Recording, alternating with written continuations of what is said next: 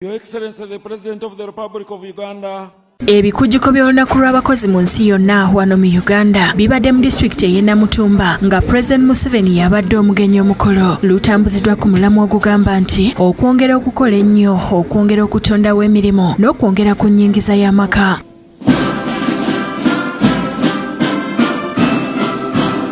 President Museveni alambudde ennyiriri z'abasirikale n'ebyo ebyongeddwako omutindo. Had increased from 1,300. Oluvannyuma wabaddewo okukumba.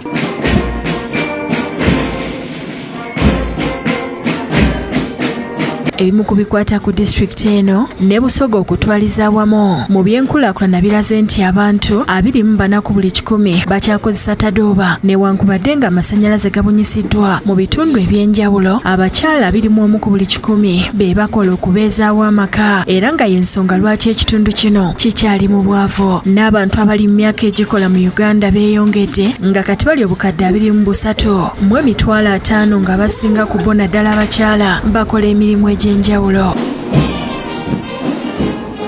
Omukolo gwetabiddwako abalyoyi b'emyoyo era nga bakulembeddwa omulabirizi wa Central Busoga Patrick Wakula. Basabidde gavumenti okusalawo obulungi ku tteeka erirwanyisa ebisiyaga n'okusabira eggwanga lya Sudan libukalemu emirembe. Concerning the anti-homosexuality bill, we know that you use them rightly to protect the children, to protect the norms and the culture of our country. Ya Allah, we pray for our brothers and sisters in Sudan, Ukraine, Russia, and other parts of the world where there are endless wars, that Allah show them peace. Beatrice Richo ku lw'abakozi annyonnyodde nti gavumenti ekoze buli ekisoboka okulaba nga abakozi mu Uganda bakolera mu mbeera nnungi nga ne ssente za NSSF bazifuna bulungi.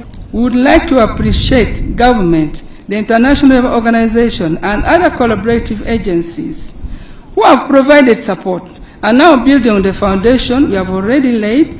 We call for additional support on top of mainstreaming the 4 pillars of the Decent Work Country Program priorities. Alaze ebyetaaga okukolebwako okutereeza embeera y'abakozi. Firstly, we experience low and declining real wages.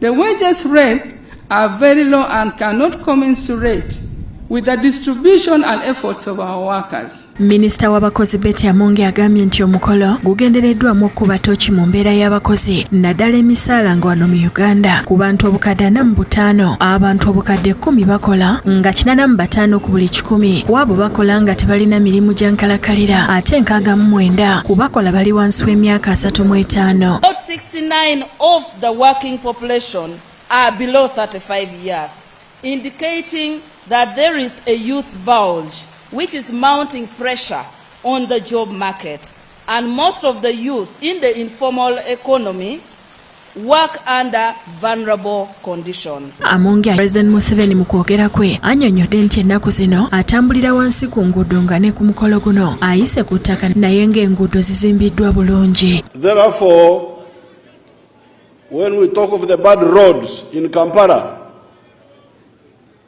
you should not forget that there are good roads up country also. Museveni annyonnyodde nti olunaku luno lwakukuba ttooki mu ngeri ki gye bayinza okutondawo emirimu egiwerako ng'eno y'ensonga lwaki gavumenti yayanjula enkola ya parish development model. When we are dealing with labor issues, we should be discussing how to create more jobs. I told you that if you implement seriously PDM, Parish Development Model, we shall be creating 70 million jobs.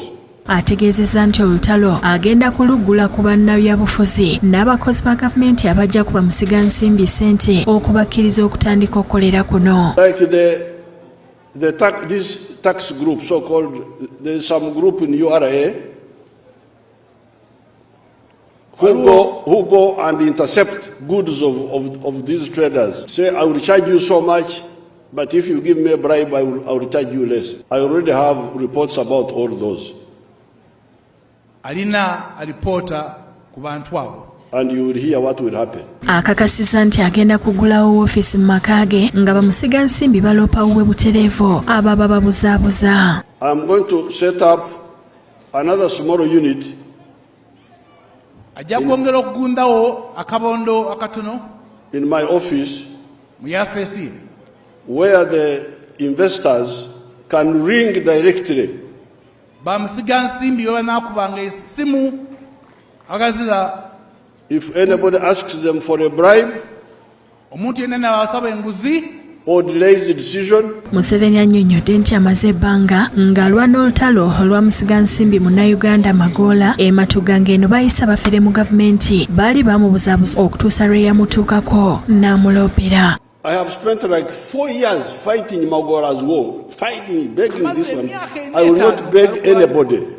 What I tell you to do, you must do. If you don't do, I will deal with you. Abantu ab'enjawulo baweereddwa emidaali okubasiima okuli Profesa Juma Balunywa akulira MUBS okusaako Pius Bigirimana, omuwandiisi w'enkalakalira mu Ssiga Eddamuzi Dr. Amina Zawedde nga ye muwandiisi w'enkalakalira mu Minisitule y'Amawulire okulungamya eggwanga ne tekinologiya n'abalala.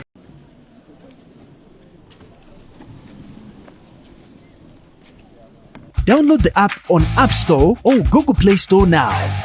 Vision Digital Experience, the future of media.